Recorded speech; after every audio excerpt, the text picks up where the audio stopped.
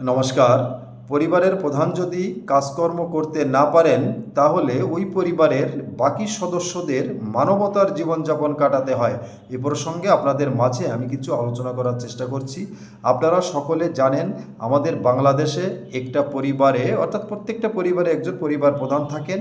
ওই পরিবারের প্রধানই বাকি সদস্যদের সমস্ত মৌলিক চাহিদা পূরণ করে থাকেন, অর্থাৎ উপার্জনের একমাত্র ব্যক্তি থাকেন তিনি হচ্ছেন পরিবার প্রধান। পরিবারের প্রধানের মাধ্যমে একটি পরিবার পরিচালিত হয়। ওই পরিবার প্রধানের নামে যদি মিথ্যা মামলা দেওয়া হয় অথবা উনি যদি অসুস্থ হয়ে পড়েন, তাহলে ওই পরিবারের অর্থনৈতিক অবস্থা, সামাজিক অবস্থা কেমন হয়, এটা আপনারও পরিবার আছে, আমারও পরিবার আছে, আমরা সকলে বুঝতে পারি। অতএব এই মুহূর্তে আমরা একটা জিনিস লক্ষ্য করছি, বাংলাদেশে অসংখ্য মিথ্যা মামলা হয়েছে, অসংখ্য পরিবার প্রধানের নামে মিথ্যা মামলা হয়েছে। যে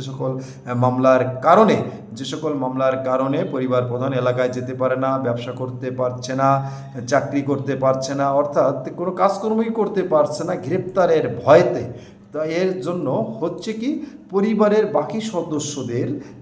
বাকি সদস্যদের মানবতার জীবনযাপন কাটাতে হচ্ছে, অর্থাৎ অর্থনৈতিকভাবে ওই পরিবারগুলো ভেঙে পড়ছে, ধস নেমেছে। আরেকটা পরিবারের অর্থনৈতিক অবস্থা খারাপ হলে ওই পরিবারে কিন্তু অপরাধ প্রবণতা বৃদ্ধি হতে শুরু করে এবং দেশের সার্বিক অর্থনৈতিক অবস্থা খারাপ হয়। অতএব আমি যথাযথ কর্তৃপক্ষের কাছে অনুরোধ জানাবো, বাংলাদেশে যে সমস্ত মামলা হয়েছে, অসংখ্য মামলা হয়েছে, অসংখ্য ব্যক্তির নামে মামলা হয়েছে, যে সকল মিথ্যা মামলা হয়েছে, প্ররোচনার মামলা হয়েছে, সে সকল মামলা প্রত্যাহার করা হোক। যারা প্রকৃত দোষী তাদেরকে দোষী সাব্যস্ত করা হোক, আইনের আওতায় এনে বিচার করা হোক। আমরা চাই দোষীদের বিচার করা হোক এবং নির্দোষ ব্যক্তিদের মুক্ত করা হোক। তা না হলে দেশের অর্থনৈতিক অবস্থা ভেঙে পড়বে। ইতিমধ্যে দেশের অর্থনৈতিক অবস্থা, ব্যবসায়ী অবস্থা কেমন আপনাদের সকলের জানা আছে।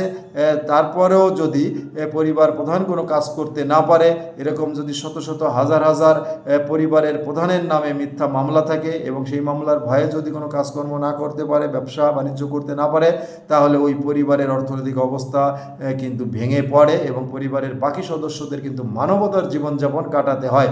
অতএব আমি যথাযথ কর্তৃপক্ষের কাছে আবারও অনুরোধ জানাবো, মিথ্যা মামলা যাদের বিরুদ্ধে দেওয়া হয়েছে যাচাই বাছাই করে তাদের মামলাগুলো প্রত্যাহার করুন এবং তাদেরকে এলাকায় যাওয়ার সুযোগ দিন, কাজকর্ম যাওয়ার সুযোগ দিন। তা না হলে অপরাধ প্রবণতা বাড়বে এবং দেশের অর্থনৈতিক অবস্থায় ধস নামবে। অপরাধী যারা তাদেরকে বিচার করা হোক, শাস্তি দেওয়া হোক। আজকে এই পর্যন্তই। সকলে ভালো থাকবেন, আবার কথা হবে। নমস্কার।